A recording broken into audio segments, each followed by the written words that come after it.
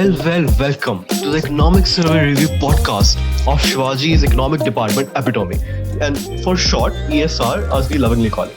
This is Raghu. And this is Mahi. Today we'll take you on the joyride through the belly of India's sovereign ratings kerfuffle. That's quite the word you used there, Mahi. Kerfuffle. It really paints the picture, right? But is it though? Is it really a kerfuffle? It sure is, Raghu. This whole thing is like a high school classroom, like we all have been there for a farewell. Sorry, 2021 batch. Like there's these pageants to rate the batch queen and queens, right? And all the kids put down their ratings on the candidates graded on the summarized criteria. Sovereign credit rating. Yeah. Lol. Sovereign credit ratings, or the SCRs, let's call them, are essentially the same. You have got these big corporate rating agencies at the top, and they make their little analytical tables and arrive at the destiny of countries as a whole. Damn, that's just crazy, you know. It's like India Idol all over again, right? Or maybe for into India's Got Talent, if that's a thing. But it's like a talent show, you know, the whole world being rated by central agencies like those, and I think they're private companies, right? So it's like a talent show for right. them. You got it. Right? Very well. So in all of this circle and all of this circus, where do you think our incredible India, our home sweet home, where do you think that really stands? Devanshi, why don't you take us India through is that? rated a rock bottom BBB investment grade. That's the lowest investment grade. Rating downgrades on average to appear have a negative correlation with FPI, like equity and debt, in long term.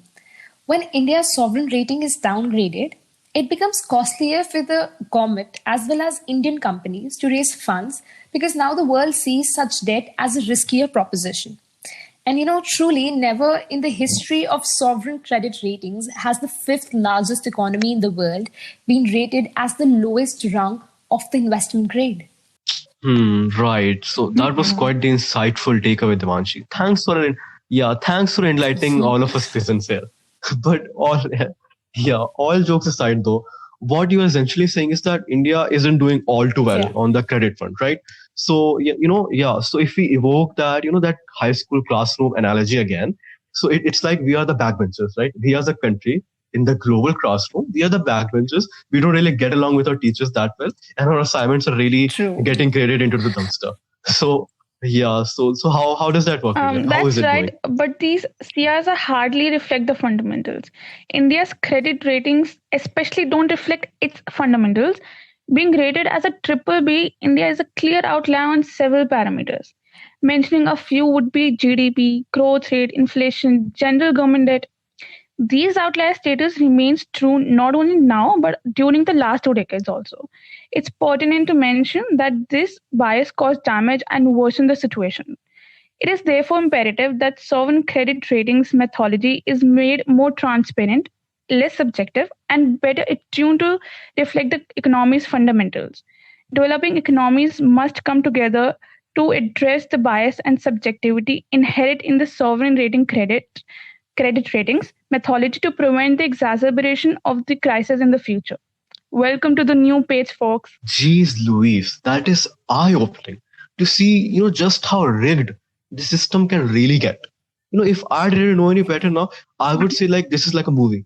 Yeah, all the way it's so lopsided and out of touch with reality. That's It's right. damning.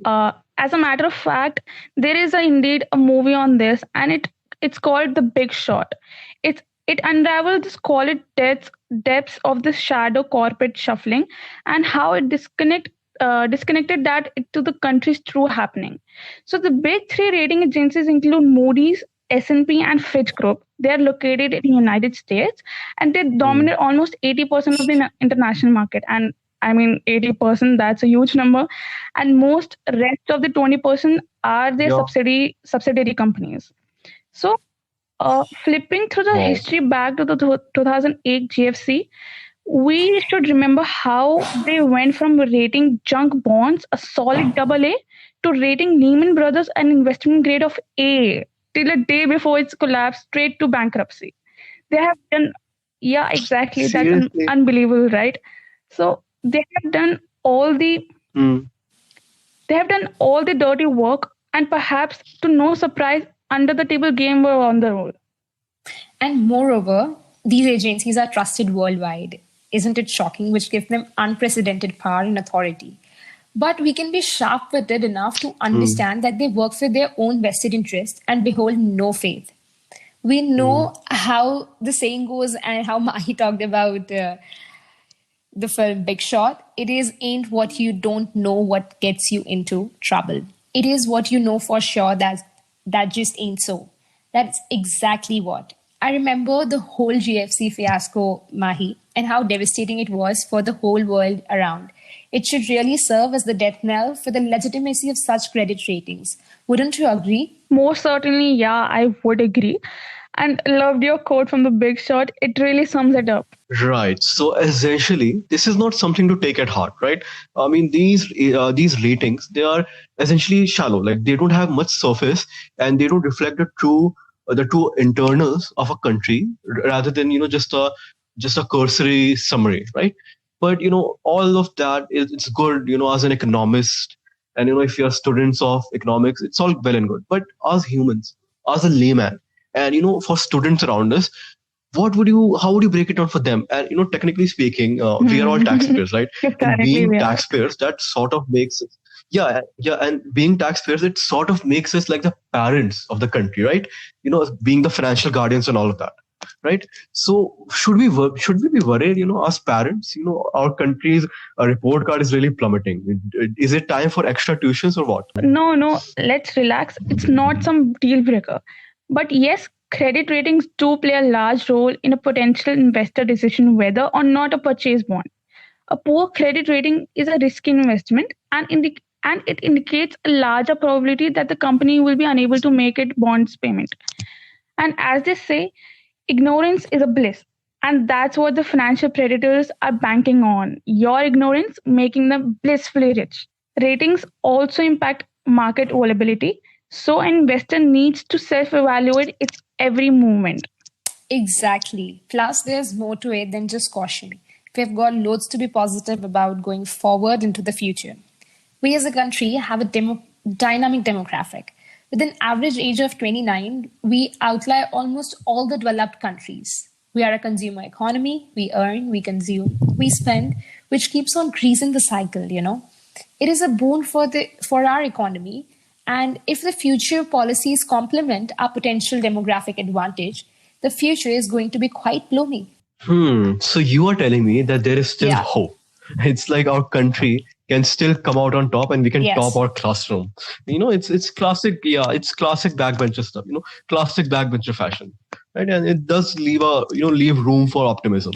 Yeah, absolutely. But we do need to make sure that we don't keep flunking on our homeworks.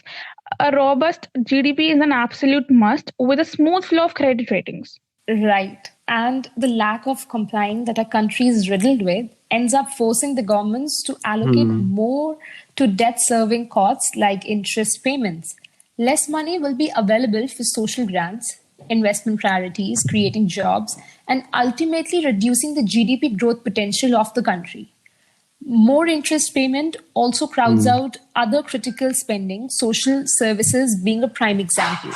Yeah, Right. Devanshu made a really nice point. And I also like to add that low investment grade also means that there will be less foreign direct investment, which plays a crucial role in any country's growth. Flipping the pages of history, we can clearly see that one of the crucial reasons for any country's prosperity is augmented FDI, as the case with, say, China, Japan, especially Hong Kong. But the biggest threat to that end is the NPA fiasco.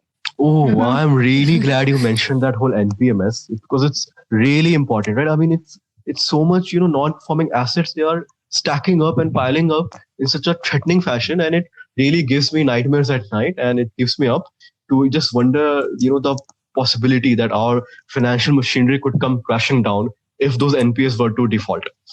Nevertheless, we'll be covering more on this in chapter 7 of this podcast only. So stay tuned for that. How it said, economies is always holistic, or with so many moving parts, each one tugging at the other. Really can't wait to find out more, Raghu.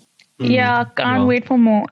Especially with all the silver linings we have in a country, in the sovereign credit rating department, we still need to be aware of the surrounding cautionary tales. Yeah, exactly. See, that's right, you guys. I mean, we are all rational consumers, agreed? All three of us and most of the listeners, we are surely the rational consumers, so to say. And we'll definitely stay on the right path, just as long we are aware of, the awareness of the latest developments and, diligently keeping in tune with that. However, it's like Jago Grahak Jago, it's the epitome of that. However, but for those of us, relaxing at home in their blankets and your sofas, you don't have to worry. We've got us, right? We are there for you. We are the guardsmen keeping watch and fishing out all the latest happenings, serving them right back to you in a silver platter. Rajdhani Express. Love that. We are your friendly neighborhood economists, keeping you abreast with the latest updates. Yeah, right. Catch you on the flip side with chapter 4 now. And don't miss the chapter 7 NPS discussion. You don't want to miss that. See you soon. Bas alvida na kehna.